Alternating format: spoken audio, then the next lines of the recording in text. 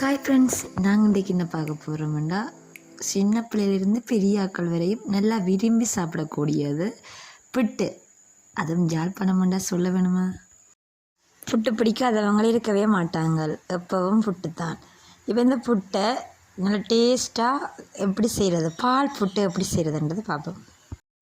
பால் புட்டு செய்கிறதுக்கு முதல்ல அரிசி மாவு தேவை. ஒரு கப் அளவு, அதாவது ஒரு சுண்டளவு அரிசி மாவு எடுத்துக்கொள்கிறேன். பால் புட்டு நல்லா டேஸ்ட்டாக வரணும்னா முக்கியமானது ஒன்று சேர்த்துக்கொள்ளணும், அதான் உளுத்தமா. நான் அரை கப்பளவு உளுத்தமாவை சேர்த்துக்கொள்கிறேன். அதோட உப்பு ஒரு தேக்கரண்டி அளவில் சேர்த்துக்கொண்டால் போதுமானதாக இருக்கும். உப்பு மாவோடு சேரணும், அதுக்காண்டி நாங்கள் கரண்டியால் மாவை நல்லா மிக்ஸ் பண்ணி கொள்ளுவோம். தண்ணியை நல்லா கொதிக்க வச்சுட்டு நல்லா சூட்டோடையே இந்த மாவை நாங்கள் கொஞ்சம் கொஞ்சமாக தண்ணியை விட்டு குழைச்சி கொள்ளணும். புட்டு எப்படி பதமாக வரணுமோ அதுக்கேற்ற மாதிரி தண்ணியை விட்டு குழைக்க வேணும்.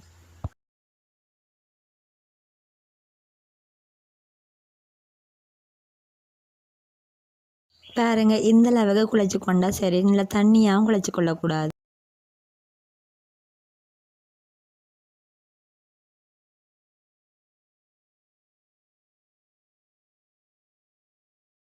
புட்டு மாவை குழைச்ச பிறகு கொத்துற பேணியால் நாங்கள் அதை கொத்தி எடுக்கணும். அப்போ தான் நல்லா சின்ன சின்ன பிட்டாக வரும்.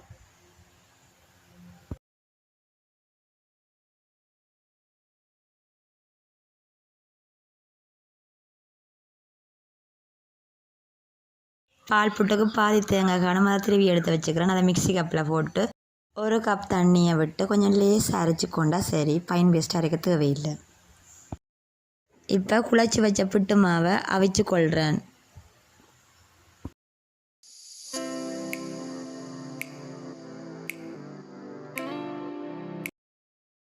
அவிஞ்ச பிறகு இன்னொரு பாத்திரத்துக்குள்ளே மாற்றிட்டு அதை ஆற விடணும். கொஞ்சம் நேரத்துக்கு ஆறுனா சரி. மிக்சியில் அரைச்சி வச்ச தேங்காய் பூவை எடுத்து அதை பாலாக பிழிஞ்சு கொள்கிறேன். நல்லா திக் பாலாக இருக்கணும், தண்ணி விடக்கூடாது, மேலதிகமாக தண்ணி விடக்கூடாது.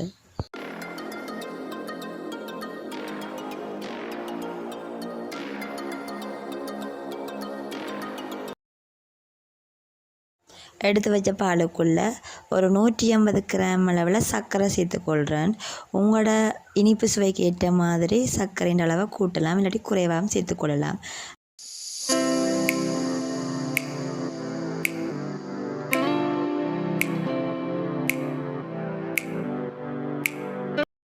பாலுக்குள்ளே சர்க்கரை நல்லா கரைக்கணும்.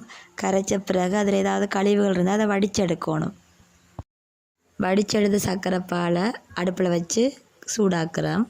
கொஞ்சம் தேவையான உப்பையும் சேர்த்துக்கொள்ளலாம், அப்போ தான் பால் நல்லா டேஸ்ட்டாக வரும்.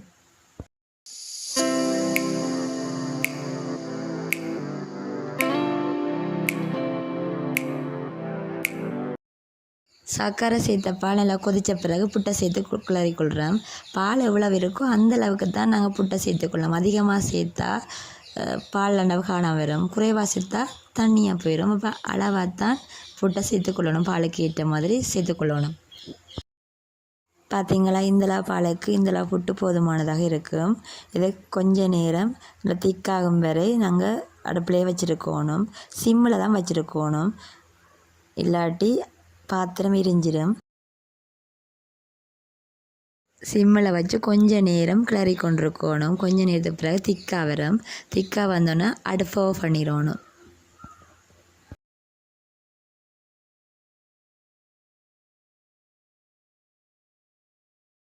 பார்த்திங்களா, பால் புட்டு ரெடி. நல்லா டேஸ்ட்டான பால் புட்டு. இதை நீங்கள் வீட்டிலையும் ட்ரை பண்ணி பாருங்கள், நல்லா டேஸ்ட்டாக வரும்.